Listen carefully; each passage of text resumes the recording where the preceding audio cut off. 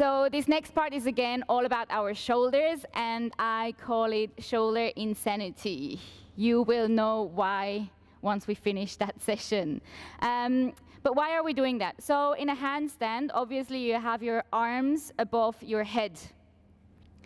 So this is shoulder flexion.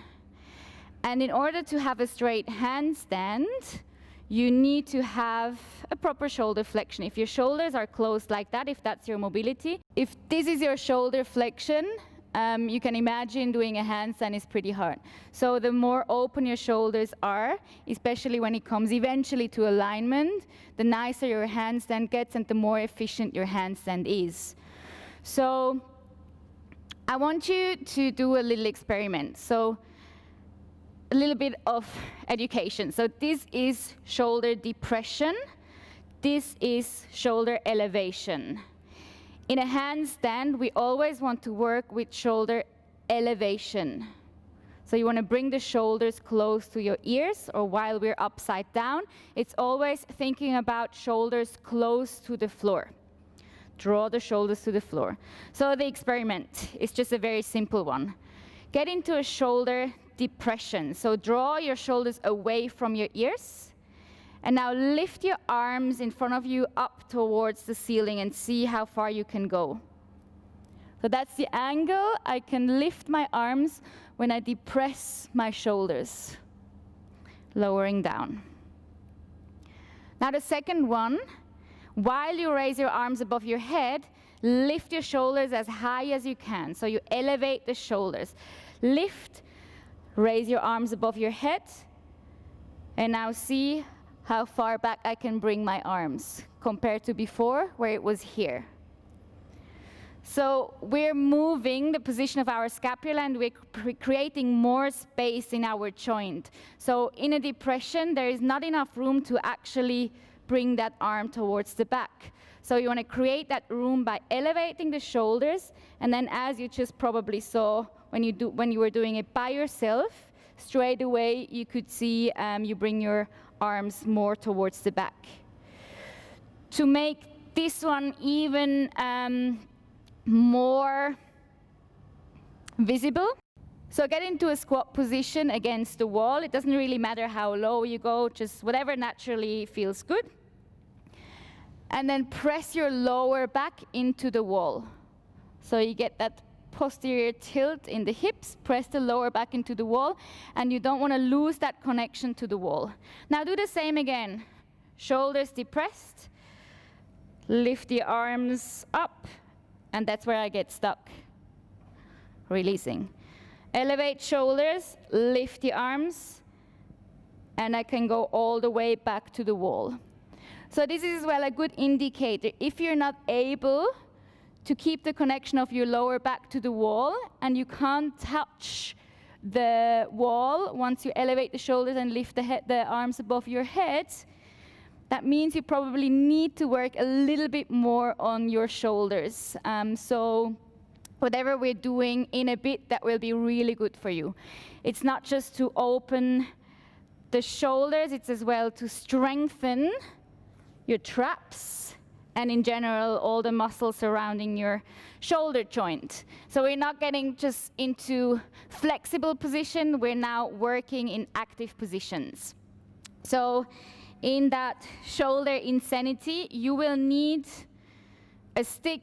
It can be a broomstick, a PVC pipe, whatever you have available. If you don't have anything available, just grab something which you can hold. It can be a yoga block or even a bottle of water, whatever is available to you. And then I want you to sit in a very small position. Bring your heels close to your hips, knees together, and then grab the stick about shoulder width apart. If you are very flexible in your shoulders and you're likely to dislocate your shoulders, think about you want to break the stick in two pieces. Now you want to keep your spine round. Make yourself small. And you can follow along. We're going to do it together. So breathe in and then elevate the shoulders towards the ears, lifting the stick as far back as you can. Hold for 10, 9, 8, 7, 6, 5, 4, 3, 2, 1. Release down. Stay there. Just a quick break. We will go 2 more times. Lift, draw the shoulders up towards the ears. Stick as far back as you can. Hold for 10, 9, 8, 7, 6, 5, 4, 3, 2, 1. Release down. And you can already feel the pump in your shoulders.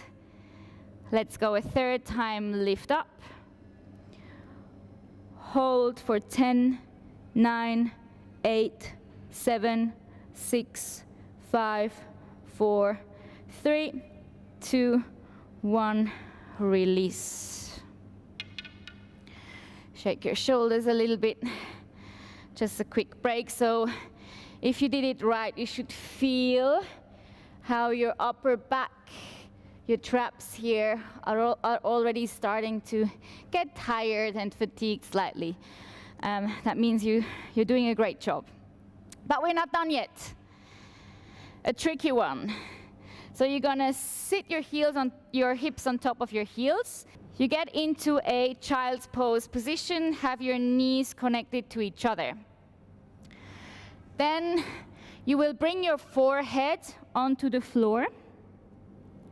Elevate the shoulders again, so push the stick away from you, shoulders towards ears, and then lift the stick as high as you can. Even if you can't lift the stick, just the intention of doing it is already enough. Hold for another 7, 6, 5, 4, 3, 2, 1. Release. Quick break. Just relax the shoulders. Stay in the position though. And we will go again. Shoulders towards ears, lift the stick off the ground. Hold for 10, 9, 8, 7, 6, 5, 4, 3, 2, 1. Relax. Last round. Think about breaking the stick in 2 pieces when you lift. Ready to go up. 10, 9, 8, 7, 6, 5, 4, 3, 2, 1. Release and rise back up. Shake your shoulders.